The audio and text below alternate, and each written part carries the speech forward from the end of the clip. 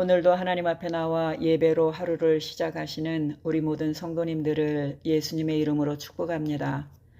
목사님께서 정회원 연수교육에 참여하시는 관계로 내일까지 말씀을 전하게 되었습니다. 오늘 히브리서 3장은 하나님이 주시는 안식이라는 표제가 붙어 있습니다. 히브리서 3장 1절은 이렇게 시작됩니다. 그러므로 함께 하늘의 부르심을 받은 거룩한 형제들아, 우리가 믿는 도리의 사도이시며 대제사장이신 예수를 깊이 생각하라고 말씀하고 있습니다. 우리의 정체성을 함께 하늘의 부르심을 받은 거룩한 형제들이라고 말씀하고 있습니다. 성도 여러분, 예수 믿는 신앙인이 된다는 것은 함께 형제들이 되는 것, 하나님의 집의 한 가족이 되는 것입니다. 하나님은 우리를 하나님의 집의 형제들, 가족으로 부르셨습니다. 이렇게 하나님의 부름을 받은 우리들이 반드시 해야 할 일이 있는데 그것은 바로 예수님을 깊이 생각하는 것입니다. 그럼 예수님을 깊이 생각하는 것이 무엇일까요? 오늘날 세상은 너무나 빠르고 분주합니다.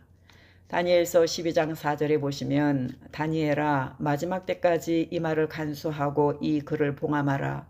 많은 사람이 빨리 왕래하며 지식이 더하리라. 이렇게 말씀하고 있습니다. 오늘날은 교통과 통신의 발달로 전 세계가 하루 생활권이 되고 인터넷으로 순식간에 정보가 오가며 지식이 폭발적으로 증가하는 마지막 때입니다. 이렇게 세상에 일어나고 있는 외적인 변화들은 우리의 영혼을 오히려 더 어둡게 하고 피폐하게 하며 하나님께로 가까이 나아가지 못하도록 가로막고 있는 것이 사실입니다. 이런 시대를 살아가고 있는 우리들에게 히브리서 기자는 너희들의 정체성은 하늘의 부르심을 받은 거룩한 자들이다. 그러니 그 정체성을 바로 알고 우선순위로 해야 할 일이 예수님을 깊이 생각하는 것이다. 이렇게 말씀하고 있는 것입니다. 그럼 예수님을 깊이 생각하는 것이 무엇일까요? 저는 두 가지를 살펴보고자 합니다. 첫째로 예수님이 어떤 분이신가를 알아야 하겠습니다. 2절에 보시면 그는 자기를 세우신 이에게 신실하시기를 모세가 하나님의 온 집에서 한 것과 같이 하셨으니 그랬습니다.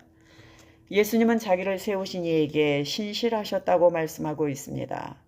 신실하다는 것은 믿음이 있어 진실하고 변함이 없으며 약속을 반드시 지키고 끝까지 충성을 다하는 것입니다. 예수님은 하나님께로부터 받은 사명에 신실하셨습니다. 빌립보서 2장 8절 사람의 모양으로 나타나사 자기를 낮추시고 죽기까지 복종하셨으니 곧 십자가에 죽으심이라. 예수님께서는 자기를 대제사장으로 임명하신 하나님께 처음부터 끝까지 신실한 모습으로 죽기까지 복종하셨습니다. 또한 자기의 사람들을 끝까지 사랑하셨습니다. 요한복음 13장 1절 유월절 전에 예수께서 자기가 세상을 떠나 아버지께로 돌아가실 때가 이른 줄 아시고 세상에 있는 자기 사람들을 사랑하시되 끝까지 사랑하시니라. 예수님의 신실하심은 하나님께는 죽기까지 복종하셨고 세상에 대하여는 자기 사람들을 사랑하시되 끝까지 사랑하셨습니다. 그럼 오늘 우리가 깊이 생각해 보아야 할 신실함은 무엇일까요? 주께 받은 사명입니다. 그리고 영혼을 사랑하는 것입니다. 우리는 하나님께 사명을 받았습니다. 받은 사명은 각자 다르지만 분명한 사실 한 가지는 사명은 죽도록 충성하라고 주신 것입니다. 그럼 우리는 우리를 부르시고 우리를 세우신 하나님의 사명 앞에서 어떤 모습으로 서 있습니까? 사명을 마음에 깊이 새기고 있습니까? 내가 하나님께로부터 받은 사명이 얼마나 귀하고 값진 것인가는 알고 계십니까? 나를 충성되게 여기셔서 주신 사명 앞에서 나는 여전히 충성스럽습니까? 나는 하나님의 사람으로 영혼을 진심으로 사랑하고 있습니까? 여기저기서 아프다고 울부짖는 상한 영혼들의 탄식하는 소리가 들리십니까?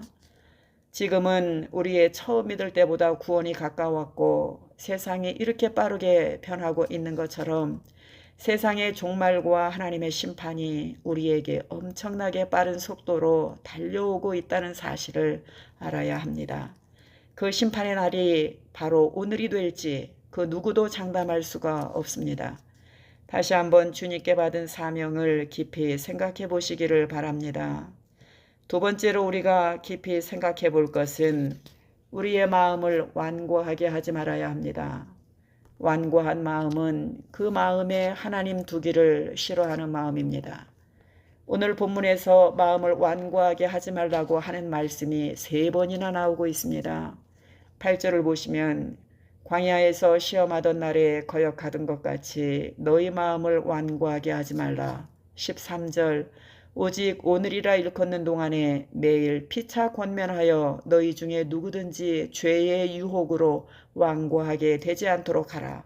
또 15절을 보시면 성경에 일렀으되 오늘 너희가 그의 음성을 듣거든 경노하시게 하던 것 같이 너희 마음을 완고하게 하지 말라 하였으니, 마음이 완고하다는 것은 돌처럼 딱딱하게 굳어져서 하나님의 말씀이 들어가지 않는 강팍한 마음입니다.